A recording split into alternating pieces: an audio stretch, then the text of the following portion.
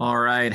Good afternoon, everybody, and welcome to our January Enriched virtual forum meeting. I want to thank you so much for taking some time this afternoon to spend your time with us. I know it's a busy time of year, and kind of looking back at the time that this was scheduled, I realize many folks probably are busy with semester changes, new enrollments, those types of things. So again, I want to thank you for spending this afternoon with us.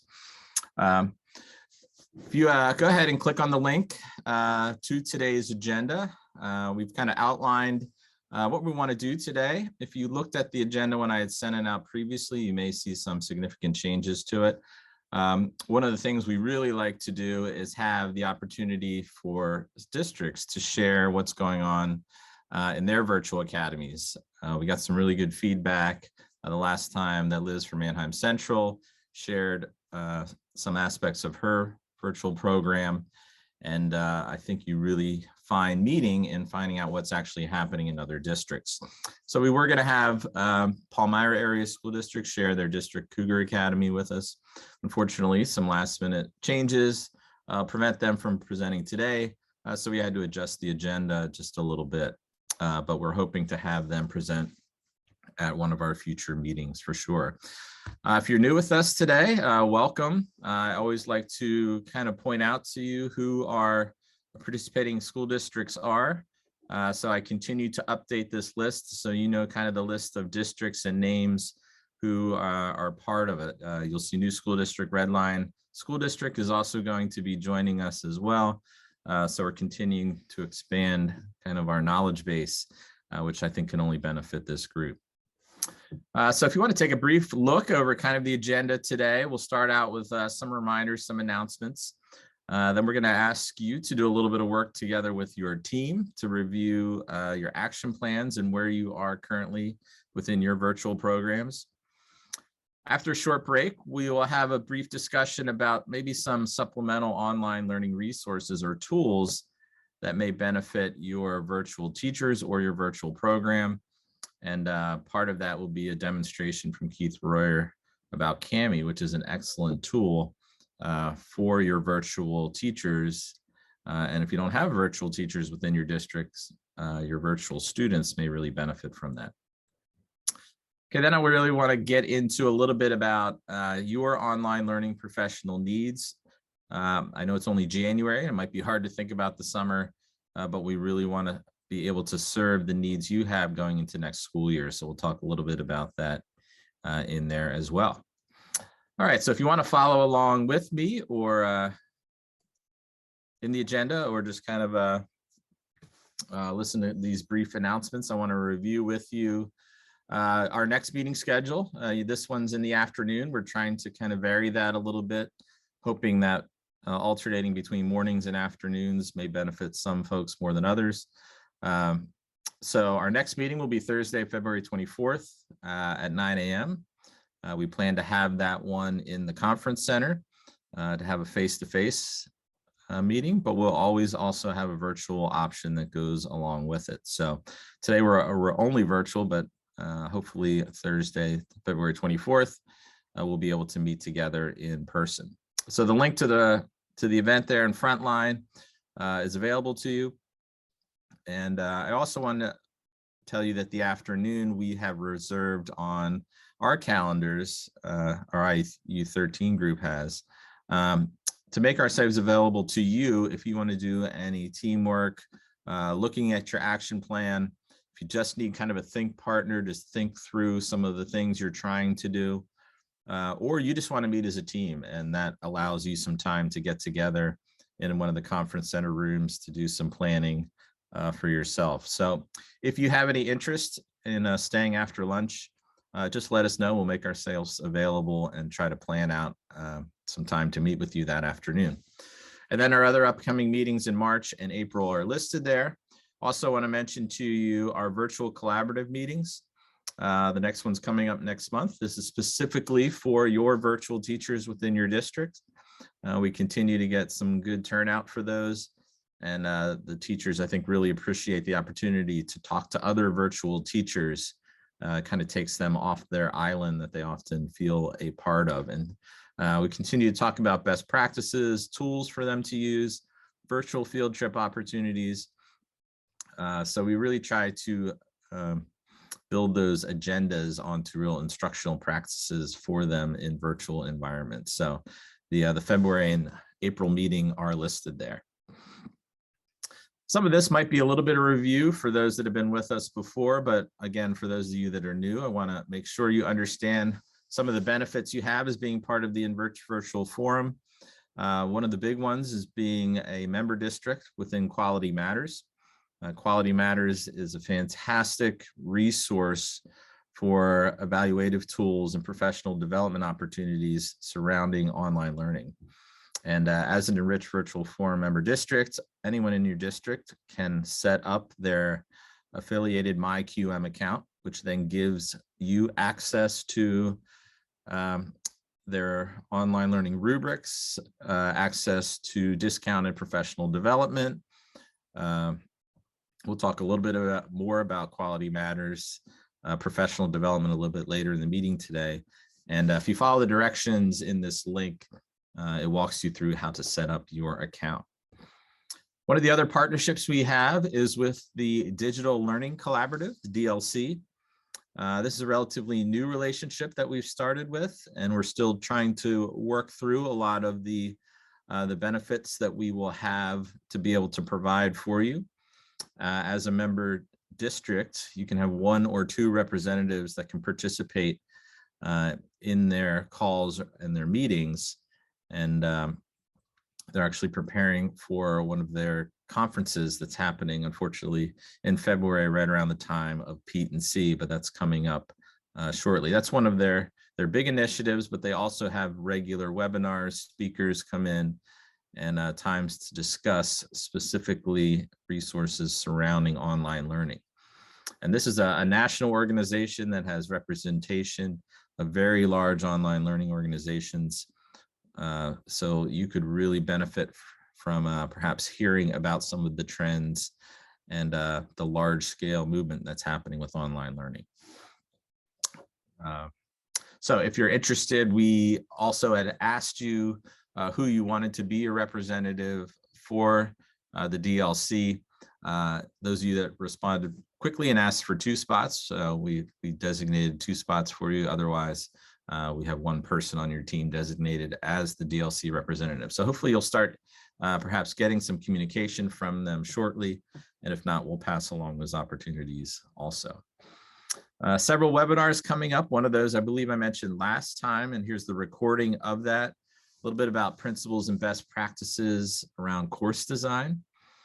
The YouTube link is located there. And I think if you are looking at the possibility of building your own courses, this might be a good opportunity to watch a recording about CourseArc, which is a program that's built specifically for online learning abilities, the interface that can take students through some different online learning lessons.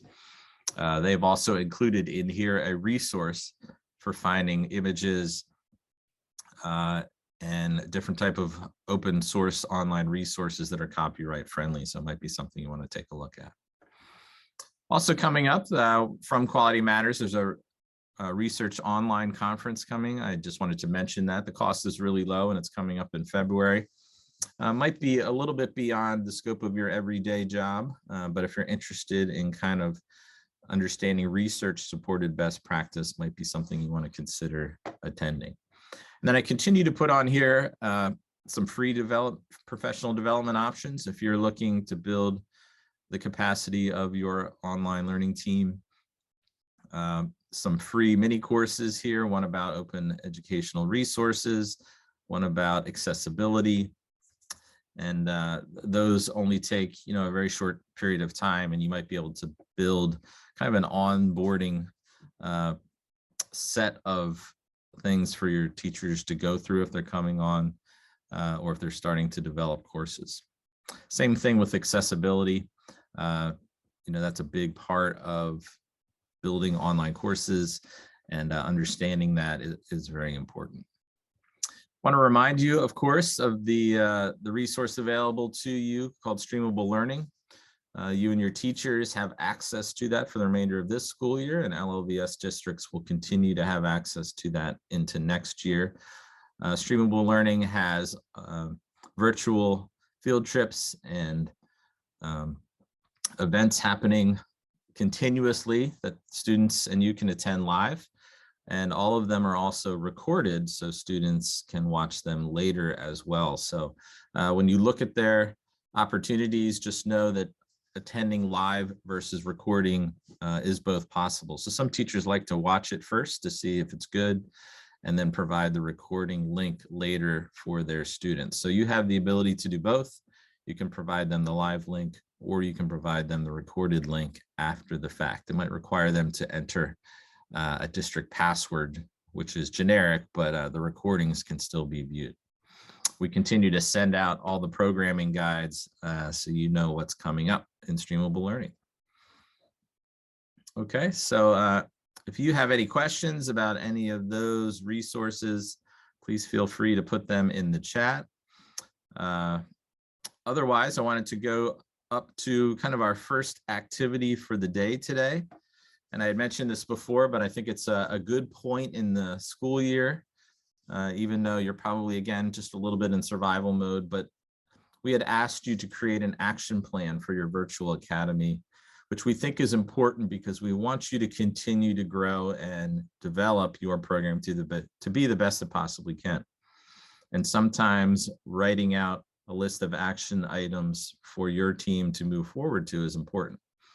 So we thought it would be a good time for you to take a few moments to review that action plan that many of you created several months ago.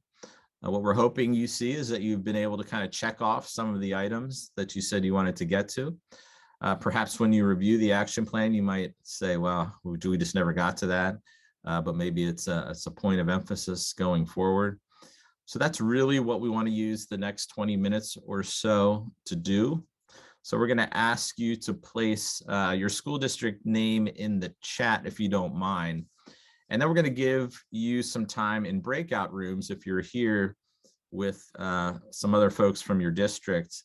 And we're going to build in some time here for you to review your action plan and kind of see where you're at, and perhaps even want to update it and looking ahead to the spring and the summer as to adding some additional items to it. So one of the ways that I thought might help you to either add some action items or review it was to look at the NSQ Quality Online Program National Standards. So this link here will take you to the website where you can find the very detailed standards about online programs and the qualities of them. So this is a really comprehensive list of standards that goes through planning, financial, equity and access, curriculum, instruction, your faculty and staff support, all the way down to the program evaluation, which is where I thought, since we have a limited amount of time, I thought we would focus. Because when you look at these 10 items here, I think you kind of can focus you on what perhaps your action plan should look at. Because really, even though it's hard to find time to do that, you want to continue to evaluate the effectiveness and the reach of your program. So these items in here are good kind of topical or think items that you can talk about with your group. So again, as you're looking at your action plan, maybe you want to start to think about, for example, number 6 here, a process for reviewing and evaluating courses to ensure quality. Maybe you're using some of your own courses that you want to review. Maybe you're using some of our provider courses that you want to review and maybe look at other options.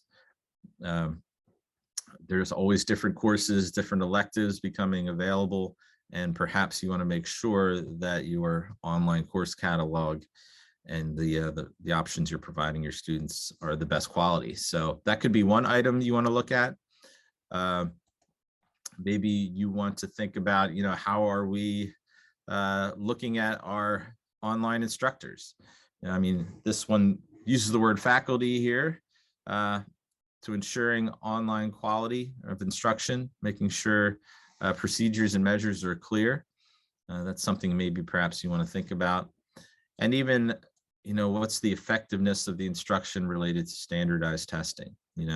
Looking at perhaps how the students are doing when it comes time for some of them to take some of those PSSA tests and so forth. So again, I think these items are good to take a look at first. And then after reviewing them, what we're going to ask you to do is bring up a copy of your action plan. If you can't find it, let us know.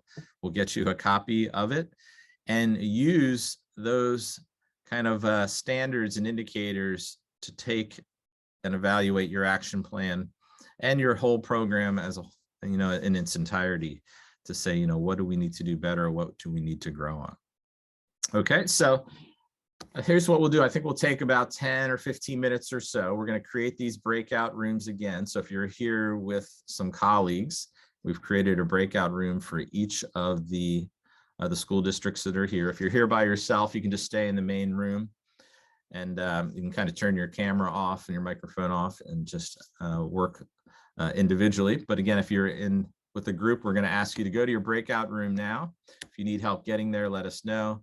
And take the next 10 or 15 minutes or so to start to review that action plan that you've created, and kind of think about where you're at and where you need to go. And then if you don't mind, when you come back, we're going to ask some of you to share out just a little bit about what your discussions are, or how you're progressing in your action plans.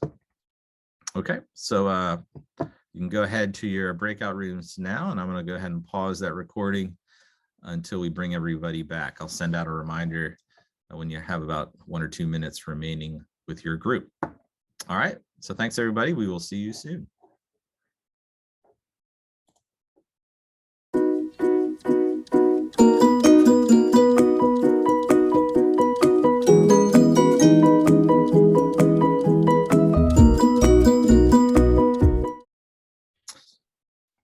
So again, thanks for taking a few minutes to look over that action plan and to look over some of those national standards.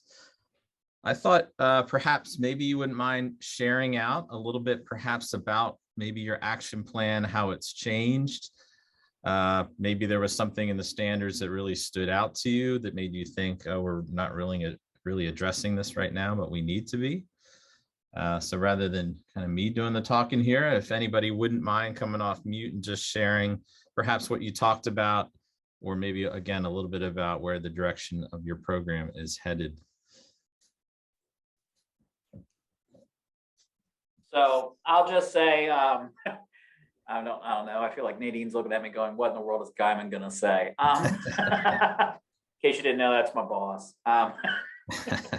Well, but honestly, I don't know, maybe we're not unique in this, but we were discussing honestly our next steps, because we're in a situation here where we're looking to have we're in a transition period coming up in our EOL program. And what do we want that to look like? And the overall goal is eventually to have it seamless between the classroom and EOL. And that way it can be bounced back and forth. And I know we've been working with you guys on the accelerated ed side of things, and that whole being able to manipulate the curriculum in there inside Canvas or Schoology, inside that existence, which is really awesome. And honestly, we were discussing, what does the next steps look like, but also it'd be really great because we're also looking at other programs, not just Accelerated, not just Apex. We're looking at Edison Learning and those different programs. It'd be great if they could do that, because it would help make that transition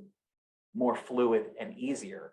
So we're actually in the budding, like we're like, our seed is like, we have a seed and it's been planted and we have this great program going, but we want it to grow more. And we're trying to figure out what does that look like. And of course, just like but all of you, most of you in here are parents. I'm guessing it's crazy. There's a mess, but there's beauty in that mess. And I don't know, for me personally, I like it. I was just telling Dr. Larkin, I go, this is more my brain's like a clean slate. Hey, let's make it messy. Let's figure this out. So to kind of piggyback on what Adam was saying, they are at Elanco piloting the use of Accelerate Ed for, is it sixth grade, Adam? What's Lisa doing? Is it sixth grade? Yeah, sixth grade.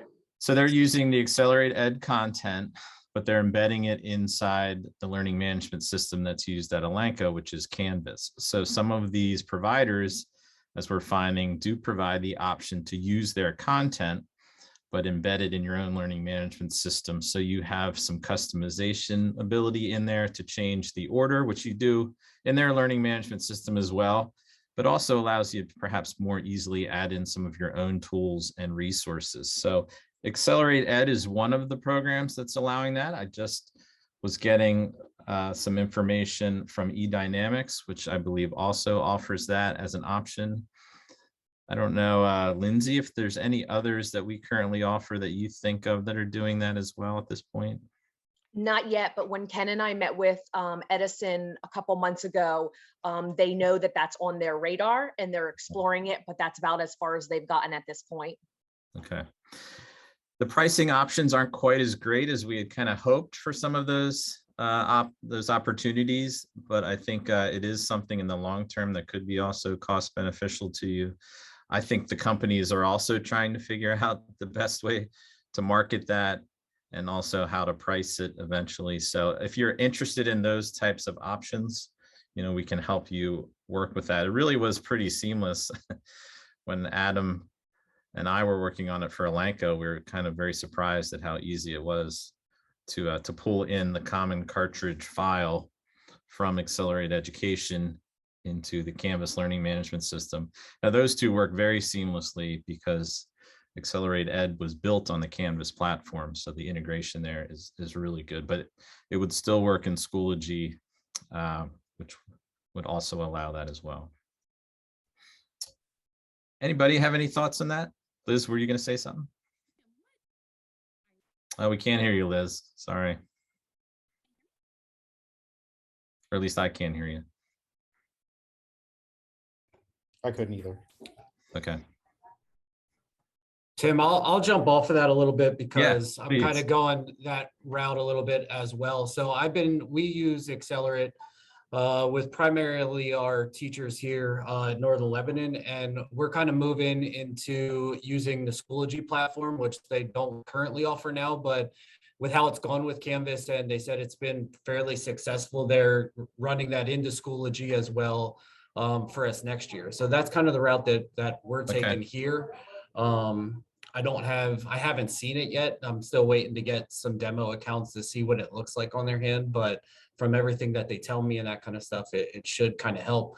One of the issues that I kind of inherited, I'm new to this position as of this year.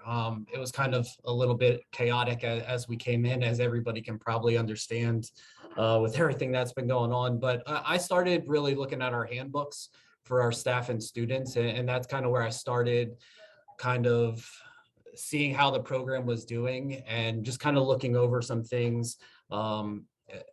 We're going the Schoology route to get everybody into one platform because we have some teachers that are trying to make that transition as seamless as possible, and so have created their own courses in Schoology based off of what they're teaching in person.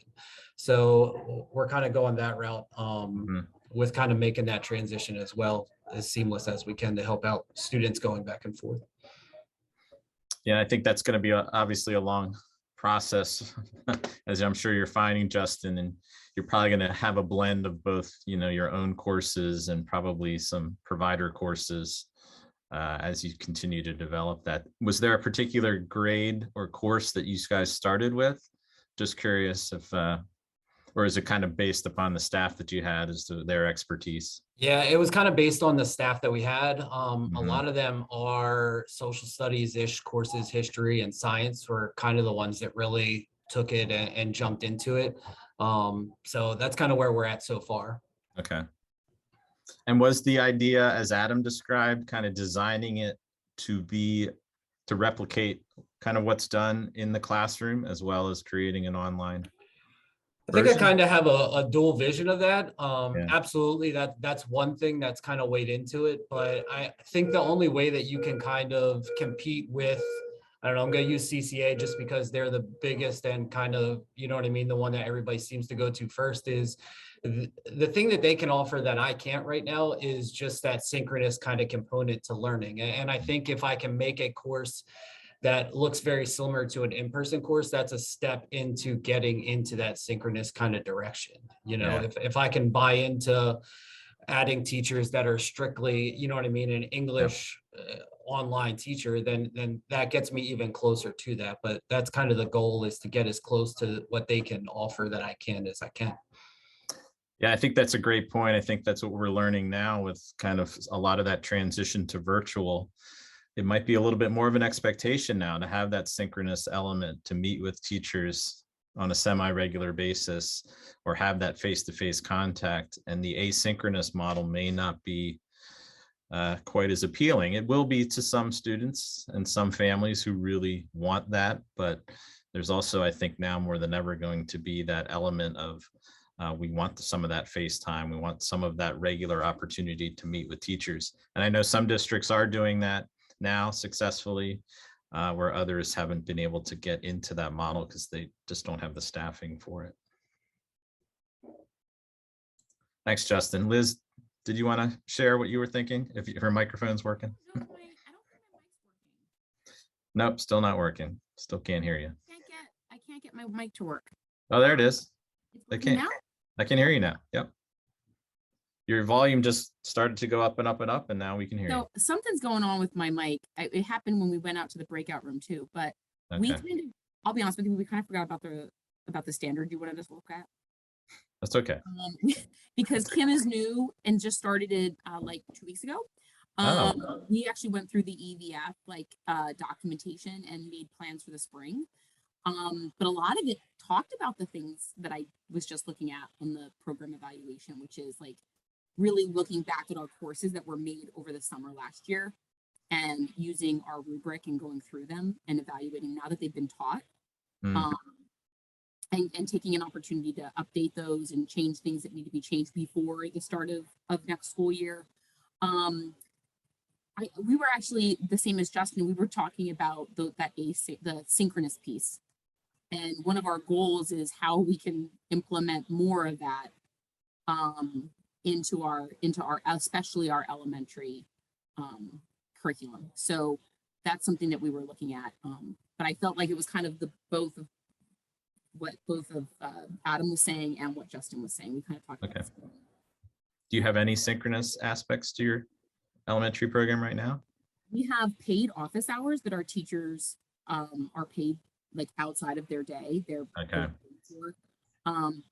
We really had an awesome program last year where all of our elementary teachers, we had a dedicated elementary teacher that was fully online.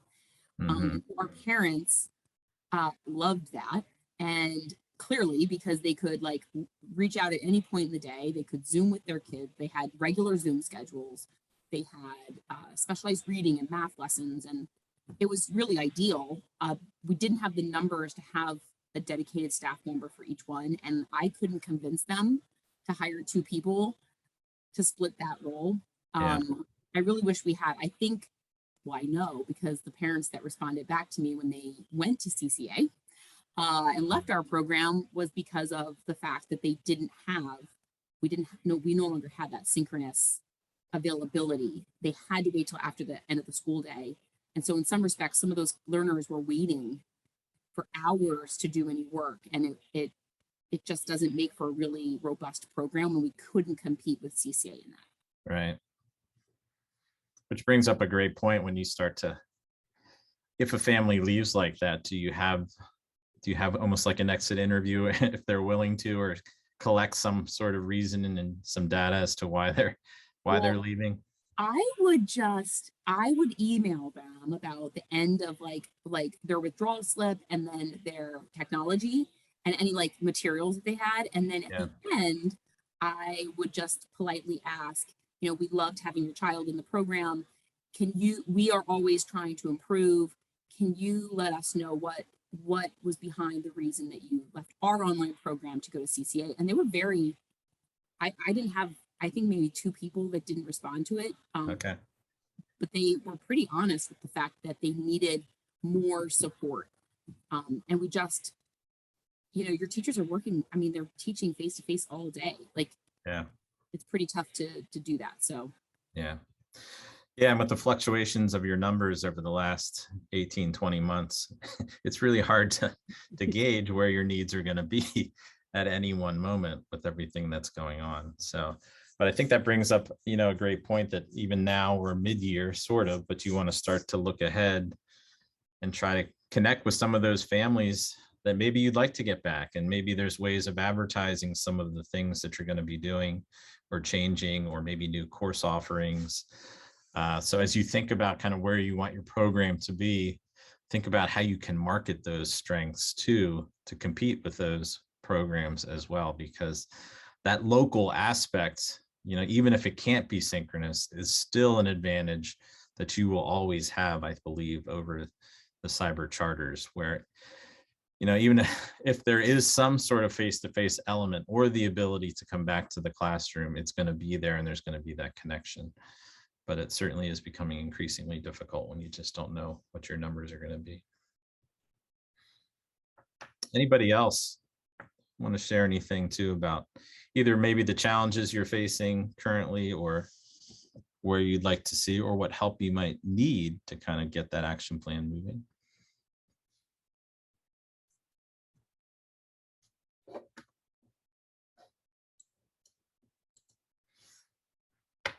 All right, well, hearing none, why don't we take just a quick little break here? Why don't we go till, why don't we say 10 minutes? We'll go to 2:05, and then we'll come back and talk about, you know, maybe some resources or some programs that might be beneficial to you.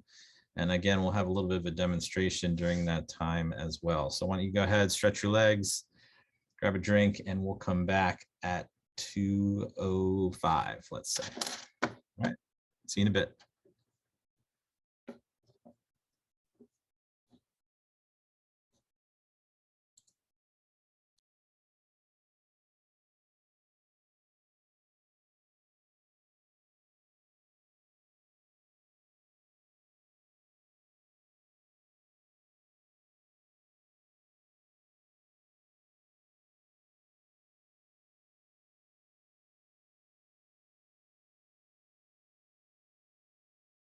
I never remember how to do that.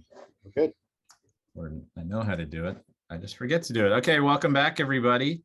Kind of for the second half of our meeting today, as you see on here, I thought we would talk a little bit again about not only your needs going forward, professional development wise, but also some online program needs as well. And this actually got us, Keith and I, thinking a little bit, and actually Liz's comment about that CK12 that you had emailed us as well is something you want to start to think about. When we talk about supplemental programs or supplemental content, one of the things you want to start to think about is where that content lives and the ownership of that online content. Because as you start to build those courses, often the teachers that build those courses have that content built within their own accounts, and that those Google files, or if it was an online resource, they're using their accounts that they have access to. And if they're teaching the course, you know, it works wonderfully and they have access to it. However, over the long term, you're going to probably have multiple teachers perhaps teaching those courses. So as the course is developed, you're hoping to develop that course or the supplements for that course in a place that multiple people can have access to.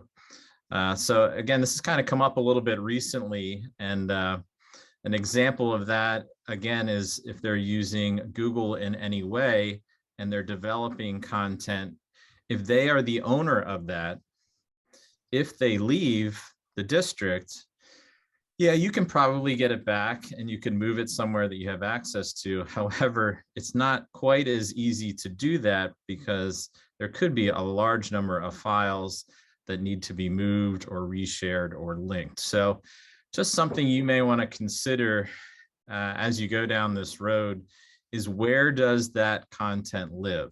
So Google has what are called shared drives now, or team drives as they used to be called. Each district can opt into that.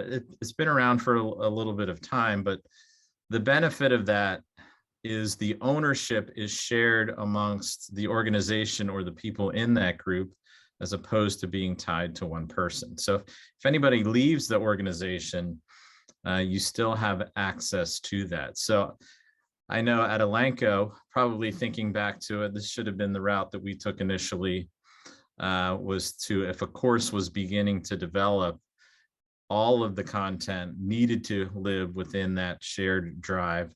So anyone would have access to that to either update it or to change it as new courses are coming up. And I think this was part of, the issue. Liz, I think she stepped away, but was this your kind of a similar issue with CK12 that you had emailed us about? So CK12 doesn't have just like a share. So you can have a co-teacher.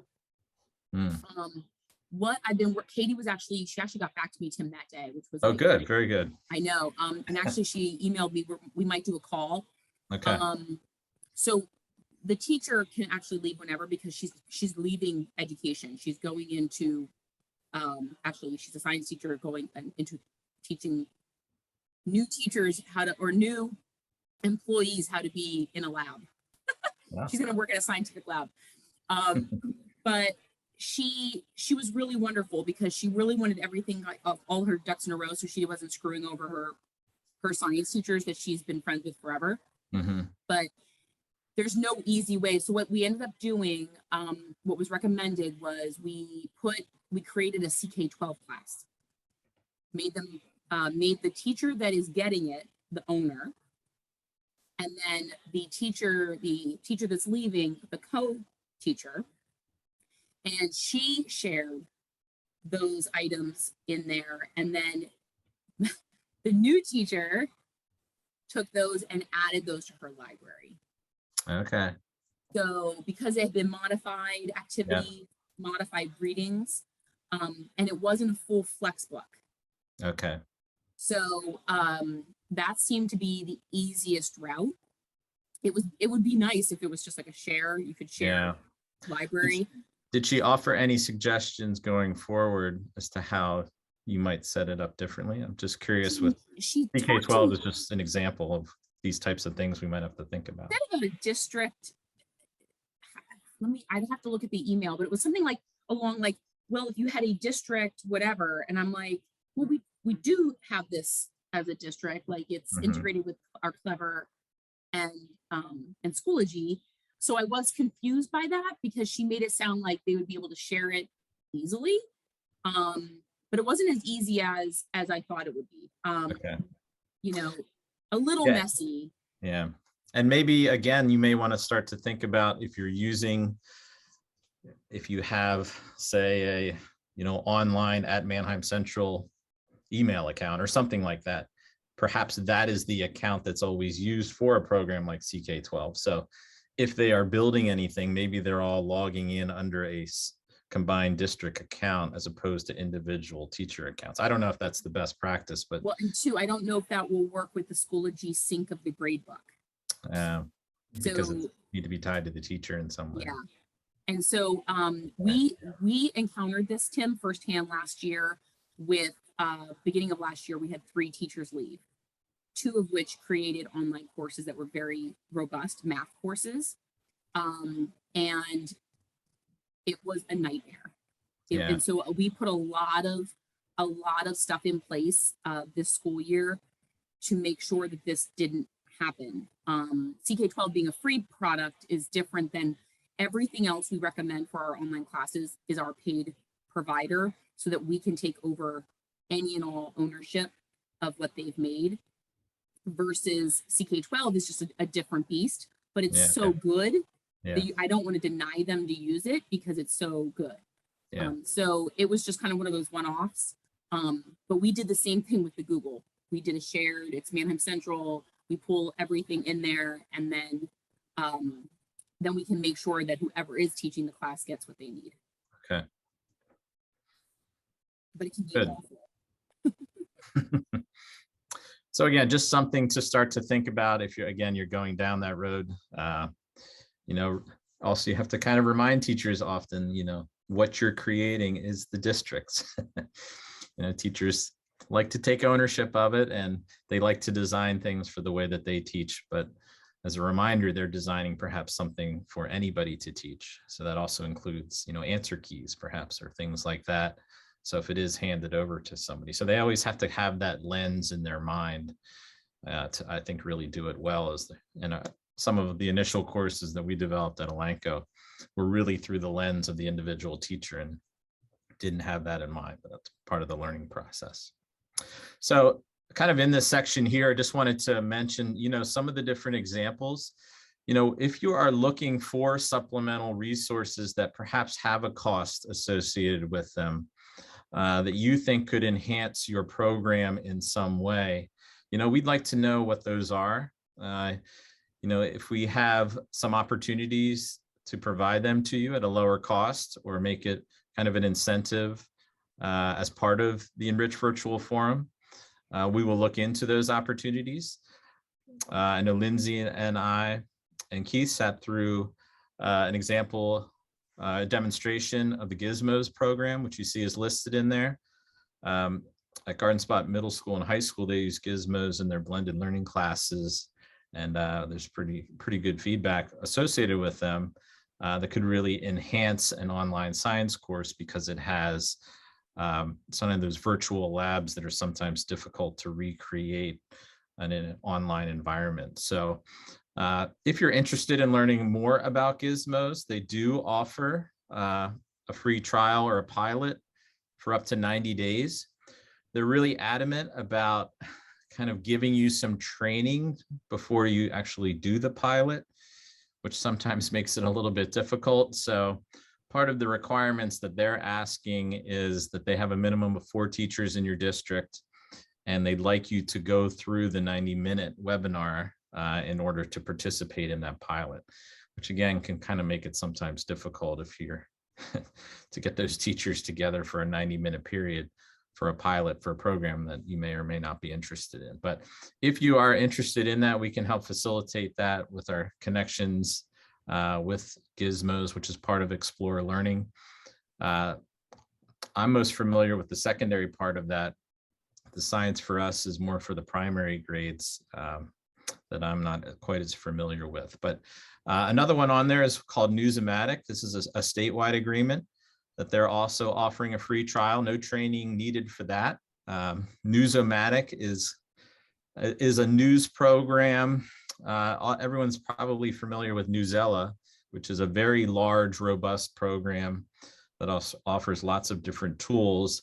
Newsomatic is a new and upcoming program that offers daily news at different reading levels, but doesn't quite offer kind of the robust content and tools that Newsela has, but that also makes it a lot cheaper as well. So if you're interested in learning a little bit more about that, you can go ahead and actually enroll yourself in a free trial that they're offering right now, and the information is listed on there.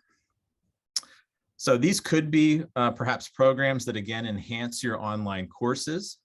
They're kind of more Newsomatic and Gizmos are more on the content side of things.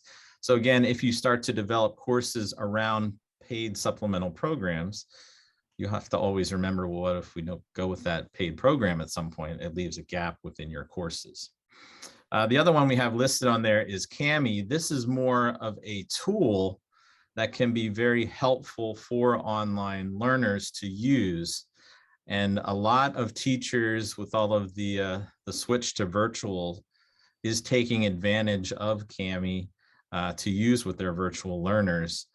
And it can really help kind of bridge that gap between the old paper PDF world and the online learning world. So we have a relationship with Kami that Keith Royer has developed just within the last few months that gives some consortium pricing for the paid version of that. So he's going to give a little bit of a presentation here, an overview of Kami, just so you can think perhaps this might be something that might really benefit your online learners. So I'm going to turn it over to Keith for just a little while. All right, I'm going to share my screen here.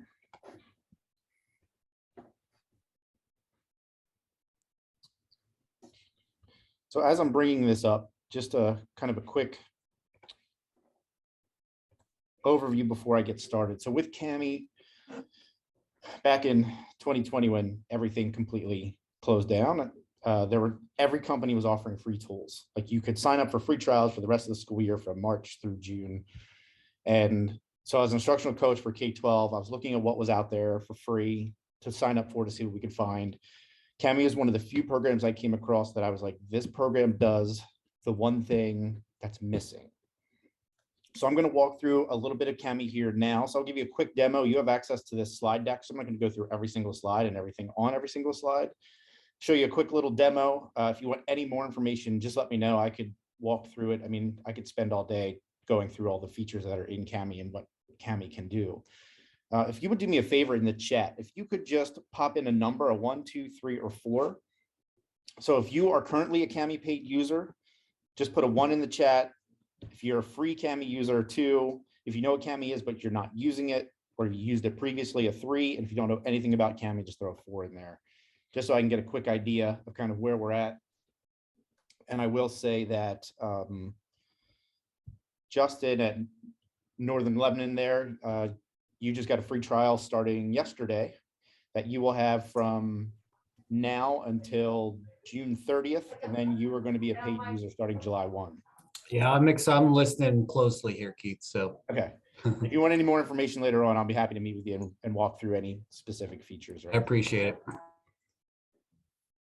Okay, so just kind of looking at where we're at here, some 3s, some 4s. So in the overview, you can kind of see what I'm going to go through here. One of the big things, especially with online, is compliancy. So I'm going to address that briefly in here as well. Show you what Kami looks like. Kami's gone through a lot of changes in the last 3 months.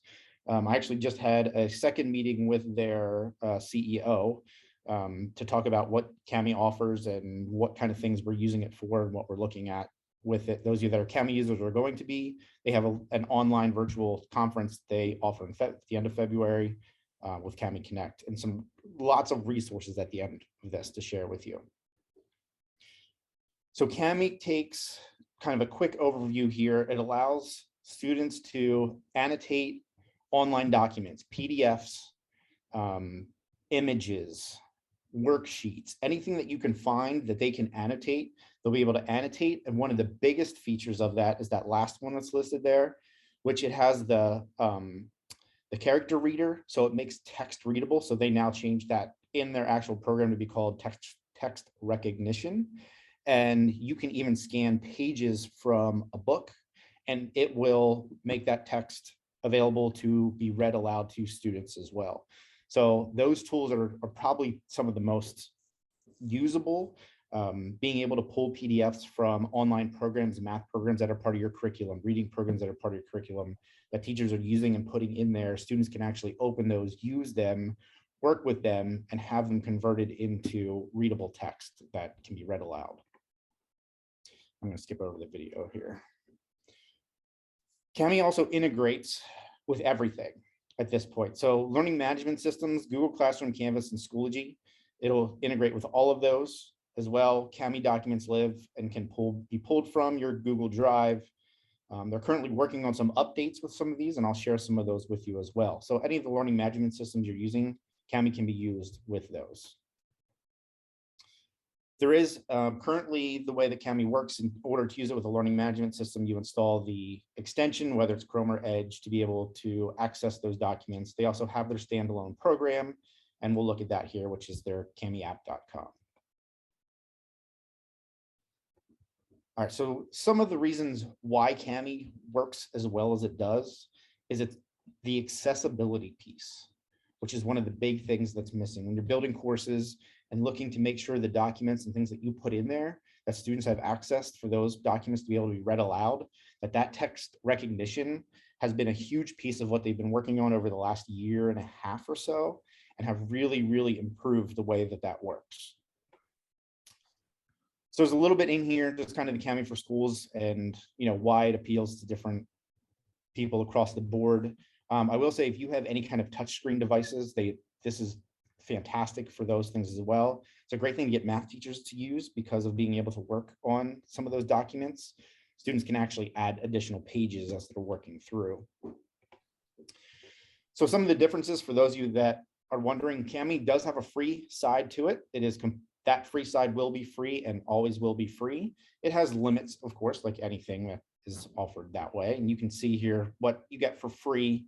The teacher plan is the one that offers all of that text recognition and the features to allow you to work within your learning management system as well.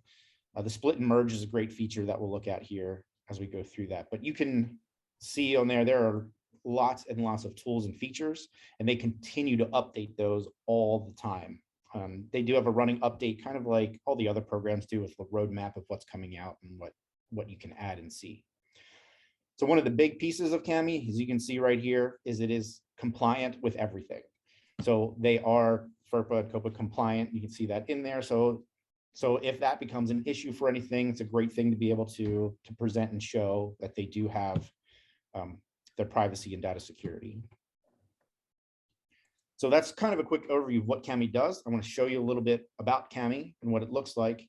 Tim, just let me know if anybody pops any questions in the chat or anything, or if you have any questions, feel free to hop off and say something as well.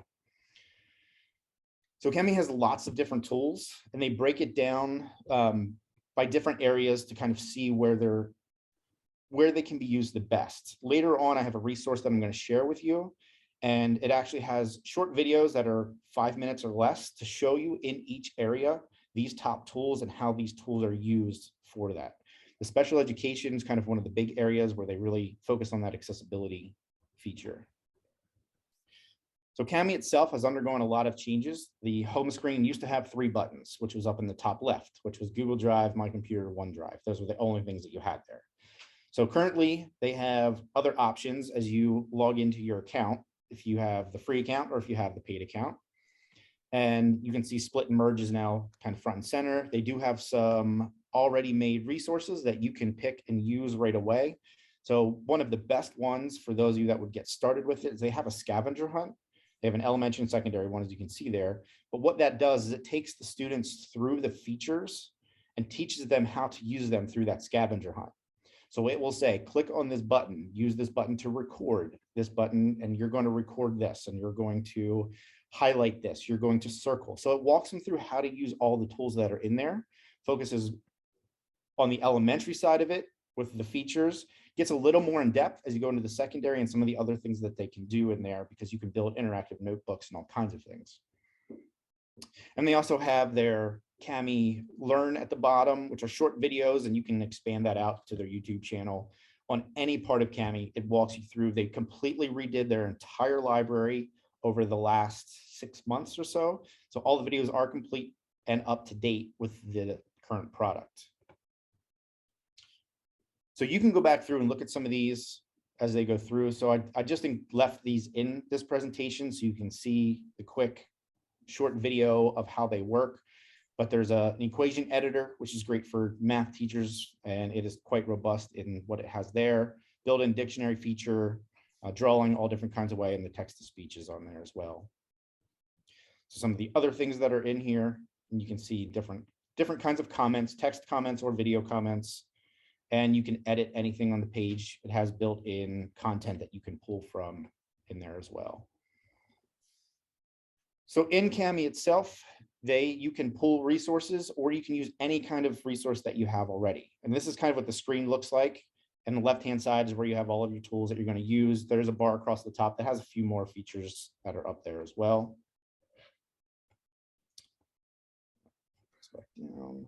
So as that's loading, I'll kind of interject here. You know, if you're a district that's still giving out, say, printers to your students, to your online students, I'm sure your tech department would be thrilled if you no longer had to give out printers to students with ink and paper. A touchscreen device with Kami can really replicate just about anything they could essentially do on paper. So I just know if you're thinking of uses and, you know, the cost and investment of touchscreens and Kami, it may be well worth the investment. So sorry to interject there. Yep, that's fine. And you will see here when I show the live Kami site, they have additional pages you can add as you work through. So you could assign, so let's take the top right-hand one with the writing paper there for early elementary, primary students. You could assign a spelling list and have the kids write their words one time each, or whatever it would be that the teacher would assign. The students have the option at the bottom to add a sheet, and they can choose from different sheets that are those elementary line-based sheets. So they have with the dot through the middle, they have them in color as well. So they have different sheets that are built in that the students have instant access to. So as a teacher, you wouldn't have to add other sheets. So students that need math work can add a blank page, and now they can work on showing their work for math problems because they don't have enough space on whatever worksheet was shared with them. So those pages can be added from the templates that are already created. And there's another, I think 25 coming out here in the near future for anything from primary, elementary, up through high school. And here's just an example of how they took a PDF worksheet and they embedded on the right-hand side some YouTube videos for timer and dice. So any kind of video content can be embedded into the worksheets as well prior to them being shared. And then once the students see them, the students have instant access to this. So you could take the PDF as a teacher, you could make changes to it, and then when you assign it, all those changes stay with that document. And then in here is just links, some examples of some charts that you can take from. So here's some where they just added some different media. You can see the media you can add from. So they have anything from emojis in YouTube, Google Drive, all that kind of stuff from the computer. You can add photos. So this is one that they've really worked on with that text recognition. I'm in trouble with that word here today. But you can see down on the bottom right-hand side, they actually pulled a page from a book. When that file is added to Kami, they can run that text recognition. So that way the students can highlight different things on the page or the page itself, highlight paragraphs, and then will read it aloud to the students. So it doesn't have to be a flat PDF page. It will take a page that's scanned and run that text recognition on that device. So there's some other information here kind of goes along with that. Again, if that's something you want to look into, feel free to check that out. Gives you some more tool tips. They now have a split and merge extension that allows you to work through any kind of PDF documents. So you can upload multiple documents, combine them into one document before sending it out to students, or you could upload something that already has 4 or 5 pages to it, and you only want to use one page for the assignment, you can pull that one page out. So it allows you to take different pages from different documents, put them together into one document that you want to share. So that's just a split merge built in to Kami versus going to like a splitandmerge.com. At least here you have all the compliances as part of what you're using in Kami as well. I know some learning management systems have drop boxes that only allow for the uploading of one file or something like that. Well, sometimes there's multiple files or multiple pages, and teaching kids easy ways to combine them into one upload, or the teacher might prefer them to all be in one upload. Kami makes that so much easier to do just by dragging and dropping. And lots of other templates that are in here that can be used. This one is fantastic. So this one here, you can actually go out and get a link to this one. It's an interactive notebook. There's a session over here where it's demonstrated. It's a YouTube video where they demonstrate how to use this. All of these tabs can be changed to different subject areas, but it works like an interactive digital notebook. So built right into Kami that can be added. And again, students can add videos to it, drawings, anything that they want to add to it. They have that ability in there. So this is a great resource in here, and that video that goes along with it. So Kami did share that out. It's great thing to look at as something else. And there are some podcasts with teachers that talk about what they do with their online students and how they use them with their online students in there as well. So those are there for you. So I'm going to come back to that here in a minute. So here's the Kami itself. I'm just going to pull open a worksheet that I had preloaded. So this is your current, what the Kami dashboard looks like. At the end here, I do have a code for those of you that are interested. You can get 4 months of the Pro for free, which will basically take you through the end of the year. So if you want to try it out, if you want to give it to other teachers to try out, you can give them my link that I have in there, and they can get the free access to the paid version as well. So you can see on the left-hand side is where all the tools live. Lots of different tools, lots of different options. This is where that scavenger hunt activity is great, even if you're running it for students. So just thinking of like Justin, for you there, your teachers that may use this, having them go through that scavenger hunt is great because they'll get to walk through and use all the tools that are in there. So it's a great little activity. You can see there's equation editors. So all of those things are in here. So the reading aloud, you can even change the voice or the speed in here as well. So if I'm highlighting the rectangle of the rectangle, so 2-6 find the, it'll continue to read through the document. I can highlight certain areas of the document. Again, I can change the voice in here as well. So once you bring a document in, which I've already done with this one before, at the top are a few other tools, just kind of you're zooming in. If you embed this into a learning management system, you have a turn in button, and I'll show you what that looks like here next. But in the menu, I have my split and merge, and I have my text recognition. So if I bring a document in, I can click that text recognition down at the bottom of my screen. It's running that text recognition. It's going to reload that document that it can now be highlighted and read aloud. So it'll read aloud anything from the words to all of the numbers and everything else that's in here. So as I pulled this in, I can add other pages to it. So if I'm a student working on this page, I can say, I need more room. There's not enough room in here to work. I can click on this add a page, the number of pages I want to add, what kind of pages. Currently, the new ones are going to be out here this quarter. You only have a few choices right now, but I can say, all right, I need a blank page, but I want it to be landscape. I don't want it to be the other way. I can add that page. I'm going to reload my document. I now have my page down here at the bottom, and I can write on my page. I can add text to this page. If one page isn't enough, I can add another page. So you have that ability in here as a teacher. You can add extra sheets ahead of time, or as they're showing students how to use this, this is even one of the features in that scavenger hunt, tells them to add a page. So students know that if they need more space, they can add more pages and work through whatever they need to. If they're submitting that document back to a learning management system, anything that they add extra pages, all of that gets turned back into the teacher. So it's not like they're wasting any space. So if they add 19 more pages, that document plus the 19 pages they added are all submitted back to the teacher. So just to show you how that looks, Canvas, Schoology, Google Classroom all work the same. As you add materials, you have the option to add a Kami assignment. I can bring it up here. On the student side, they get, and I'm in the elementary features of Schoology. So it works in Schoology the same as it works in the other programs. As a student, I open this document.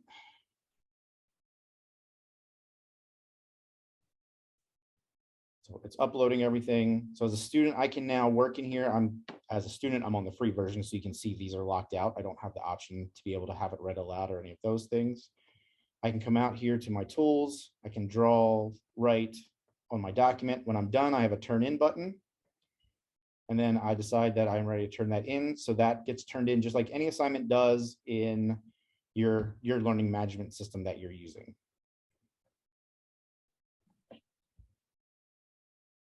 So that document is now submitted back to the teacher. The teacher can go back through and pull up that document. When you are looking at it from the teacher side,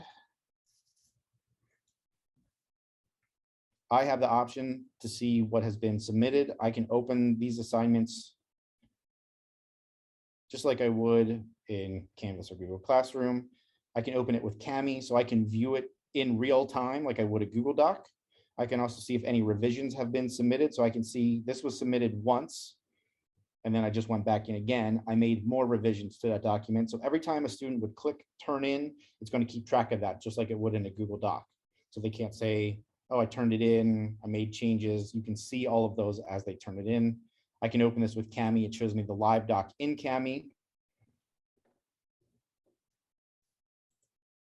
As an instructor, I can go into their work that they have here. I could leave a comment, voice comment, video comment, or text, and I could put comments in their work directly in the learning management system, not having to leave it to go back to Kami to do anything. So everything lives within that learning management system that you're using.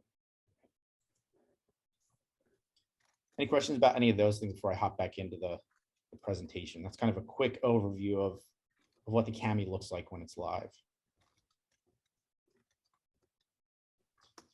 All right, so some of the tools that are coming soon here within the next few months, and you can see it broken down here by the learning management system that it's in.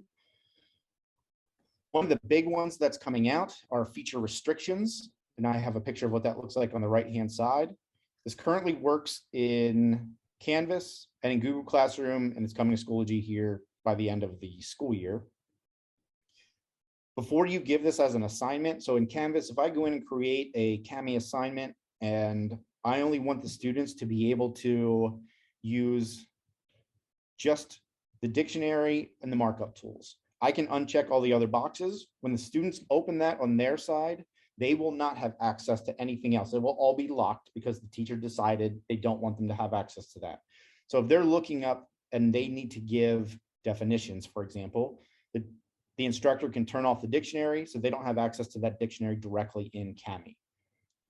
Whereas in Kami, if you click on dictionary, click on a word, it pops up right away with the definition. Not that they can't just look it up in another tab, but it does allow you as the instructor to control what features the students have available. Great for those elementary and primary elementary, where you only want them to use a certain thing, that you can limit that in those assignments. So that is coming. The integration link is here for those of you that are doing it, if you want to see what some of those things look like. And then just a few resources here I want to share with you at the end that you have access to. So when I was at Anvil Cleona previously, I created this one pager where these are short 3 to 4 minutes videos that walk through how Kami works best in those levels. So how does Kami work best for K3, accessibility, math, science, there's a social studies, there's like art and music and phys ed. So it covers all content areas with that one page of those short videos. And I did that right before I came to the IU last year, so that would have been March of last year. So some of these, as far as the way that Kami looks, may look a little different, but the way the tools work, they work exactly the same. And again, there's some other general information, Kami's new teacher guides, Kami's new student guides. There's a link here for their monthly product updates. So every month they list out their products and what's coming. And then in July of every year, they list of what's coming before next July. So that's where some of those new kinds of sheets and pages. So this takes you out to the blog. CEO of Kami, he walks through everything that's coming up and what's in here. And this is where I said one of the big ones, they're completely redesigning the iPad integration so it can be used on the iPad. This is where that feature came from. And here you can see some of the new paper types that are coming out with Venn diagrams, Cornell notes, lined paper that it showed in the other one. So there's a lot of those coming out, along with seating charts and some other things that are going to be in there as well. So that one's updated in July. The other one's updated every single month. They release a new statement of what's come out. And if you're on Facebook or Twitter, any of those, they post them on there every month also. Beginning of the month, usually within the first week, they post all their product updates. So every month they are updating their products. They have their YouTube channel, blog, and help center. So those links are in there for you as well. There was one person who shared some of the resources they put together in the Kami Facebook certified educator group, and shared it out for anyone to share out. So I was like, well, I'm going to throw that in here because there is a ton of stuff in here. So again, just more resources for you to have. They do have a free training that you can go through to be a certified educator 1 and 2. And then once you do both of those, once a year, they open up a program called a Kami Hero, where you can do the next step and then you get a different badge and things for that as well. Kami Connect is free. It's coming up. Free registration. So different sessions on how teachers are using Kami, especially. This is great because they really focused last year on using Kami tools virtually and with virtual learners. And I think it was Gary Brooks that was the Kami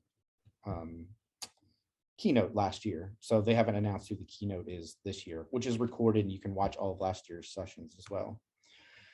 So if you're interested in using Kami, you can give this to any teachers in your district.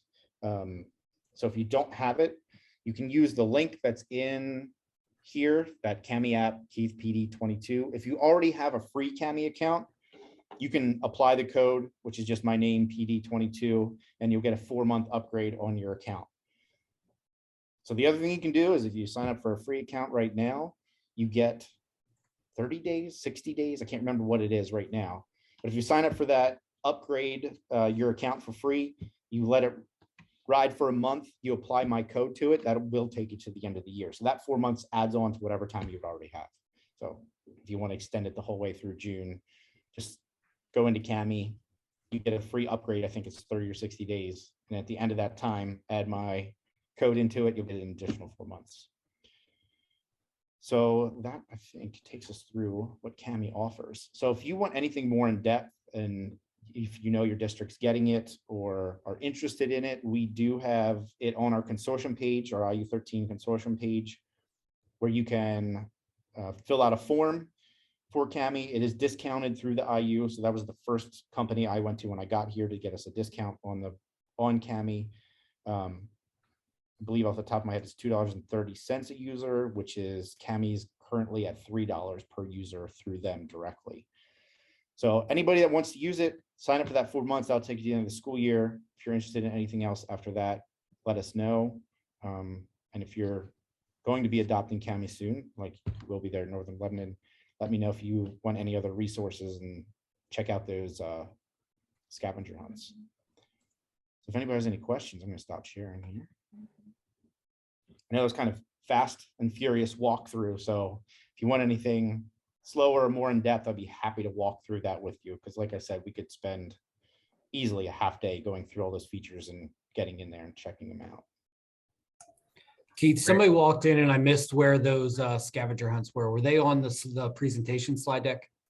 So when you sign into Kami, when you Okay. first sign into Kami, on your dashboard, the first 2 free resources they have are the scavenger hunt elementary, Perfect. scavenger hunt secondary. Thank you, sir. Yep. Any other questions for Keith? Thanks so much, Keith, for giving that overview.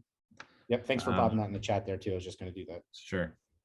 Yeah, I have a question. If we want to, I just want to make sure, do we go to you guys for the special pricing? Do we just go to Kami to get quotes and say, we're part of the IU? We know Keith Royer, he's like the Aaron Rodgers of like, Right. you know, of pricing.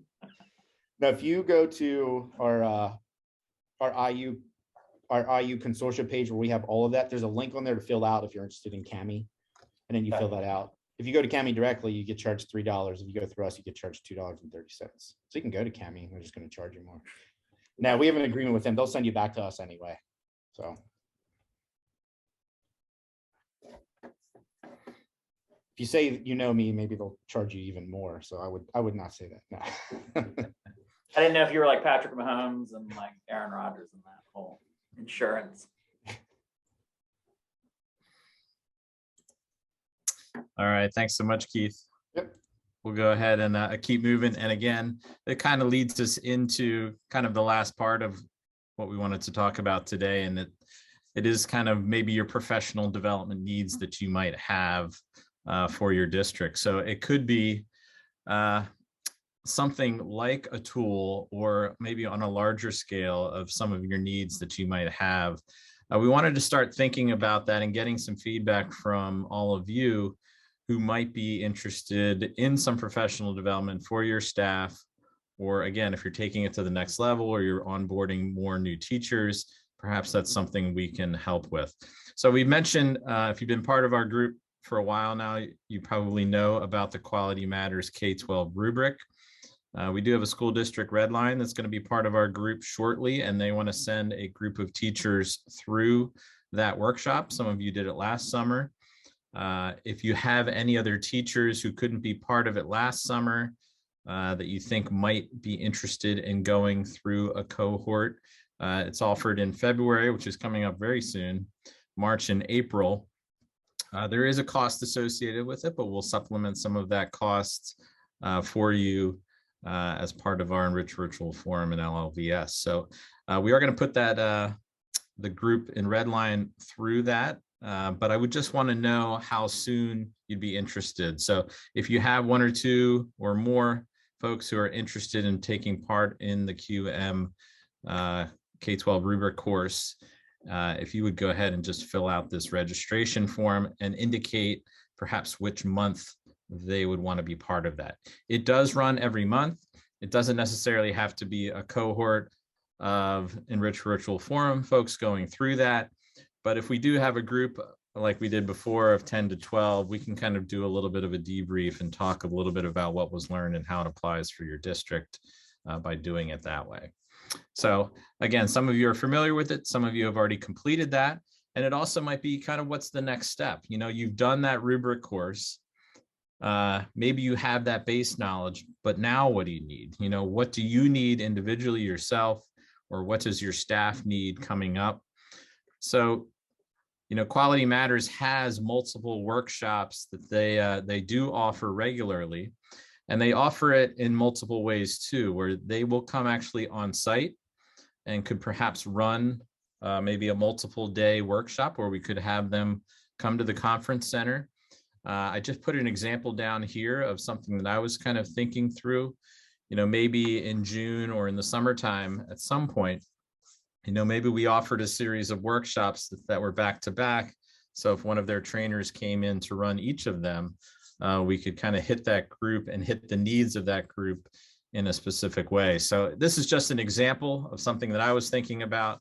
You know, they have a one-day workshop on just introduction to teaching online, where you could send perhaps some of your teachers to learn, you know, the ins and outs of teaching online, you know, in a one-day period, face-to-face, where they could have some discussions. And certainly they're not going to learn everything they need to learn, but it would be from a kind of a qualified trainer. So I put a link in here to what that particular course is, what that workshop looks like. And again, it could be something that was held during a 6-hour one-day session, or it could be something that's also offered asynchronously over 2 weeks.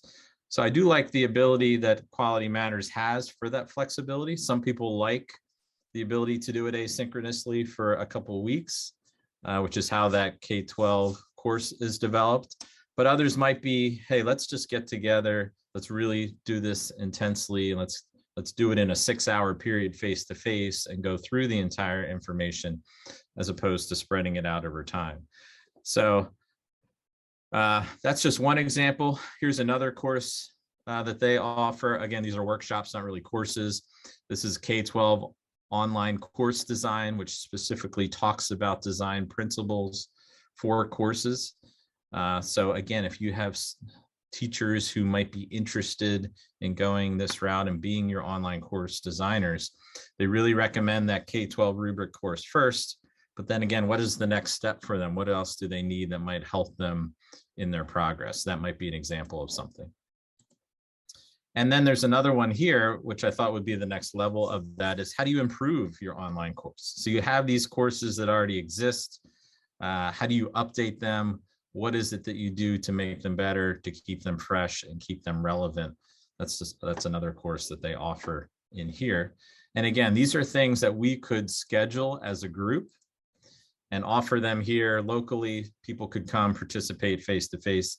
You know, we just want to know what that need is. You know, we probably wouldn't do it for 2 or 3 or a very small group, but if we had a group of educators or yourselves who wanted to go through them and it made it worthwhile to hold it on site to make it more meaningful, we'd certainly be willing to explore that. So what I would just ask of you is perhaps to take a look at the catalog of Quality Matters professional development workshops and look through kind of what they have to offer in here, specifically K-12, because remember, Quality Matters extends beyond K-12 into the higher ed. But they do offer specifically K-12 offerings, and they have a numerous ones. So again, all of these are available to you as a QM member, that you could do them whenever you'd like, and we can help you enroll into those courses. But again, I'm thinking kind of, again, on a larger scale, if it's something that we could facilitate and maybe do a series of workshops that might be beneficial, could be something that we would organize. So I'll just kind of, if it's not quality matters related, if it's tool related or some other ideas, is there any suggestions from the group that's still with us about an idea similar to that or other ideas that you might have for professional development needs that we haven't thought of? If anybody's interested in diving deeper into the shared drives and where your content would live, that'd be another one we could look at too. Yeah, right. So again, probably springing that idea on you doesn't give you a little bit of time to think about that. But if I had to give you homework, that's your homework class, okay? To think about what your professional development needs might be. So maybe I'll put this on the agenda for next time to ask you again, if there's something. I know it's hard to think about the summer, or actually it's very easy maybe to think about the summer at this point. But maybe you can think about, what services we could provide during that time for that. And Keith, something along the Google and OneDrive thoughts that we had to really kind of contemplate is like screencasting and video curation. And if teachers make them for your online courses and they leave, YouTube is connected to their school Google, it becomes nightmarish. So just another one of those items that if you're going to include something for PD, like, okay, where do they store those videos? Do you, and recommendations, like, do you want them on YouTube? Do you not? Like, just those types of things, because it becomes tough, especially if they've taken their own, they put them on YouTube and then they put them in Edpuzzle. Yeah, so who owns the Edpuzzle account? Right. Then they become unavailable in Edpuzzle as well. So just kind of those thoughts of like, okay, it would almost be nice to have like a best, like, best practice kind of recommendations. Yeah. Okay. Thank you for that.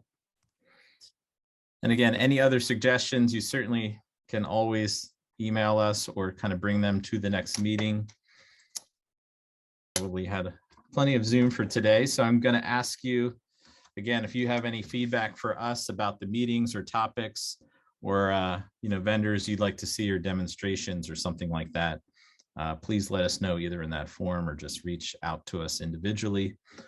We're always starting to plan kind of the next meeting agenda, which again, we hope to be kind of face-to-face. Hopefully everybody from Plum Ira Mike gets healthy quick and can present to us. I don't know, next time, if you think your group would be able to present to us, hopefully. That's our goal, is to be healthy regardless of this, but we're just going to keep our fingers crossed on that one. Okay. All right. I'll follow up with you guys in a little while. Sounds good. And sorry about that last minute change there. Understandable. Completely understandable. I did post in the bottom there to our consortia page if you're interested in what's on there. We have added a lot of new things on there as well. So that's on there. Okay. So thanks so much for spending your afternoon with us. We really appreciate it. Great seeing you. We hope to see you all again, maybe face to face next time. We will certainly still do a virtual option no matter what. But if you can come to the conference center when we next meet in February, that'd be great. Otherwise, we can have you join online as well. We're still trying to perfect the best ways of running a hybrid meeting, but we're learning some lessons along the way to make that experience better if you can't come in face to face. So again, thanks so much for being here today. We'll stay on the line a little bit longer here if you had any individual questions or concerns for Keith and I or our group. Otherwise, we'll see you soon. Thank you. Bye, everyone. Bye.